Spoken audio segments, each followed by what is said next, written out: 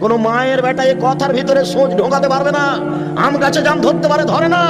অমাবস্যার রাতে চাঁদ উঠতে পারে, উঠে না। সুঁয়ের ছিদ্র দিয়ে ফাল ঢুকতে পারে, ঢোকে না। সুঁয়ের ছিদ্র দিয়ে ফাল ঢুকে যেতে পারে। আম গাছে জাম ধরে যেতে পারে, অমাবস্যার রাতে চাঁদ উঠে যেতে পারে, ঘটে যেতে পারে। আমি যে কথা বলছি এই কথাতে সন্দেহ আছে বলে কিয়ামত পর্যন্ত চেষ্টা করলে সরিষা ঢোকানো যাবে না। যা বলছি তাই থাকবে। ও কি বিশ্বলয়ের মেয়ে? আপনি তার মুখ দেখে টাকা দিচ্ছেন কেন? ব্যাপারটা কি? ধর্ম কাকে দেখাতে চাচ্ছেন? কোন মায়ের বেটা এই কথাকে হিলাতে পারে দেখি? কে এমন মাটির উপরে জন্ম নিয়েছে? এটা হবে কেন?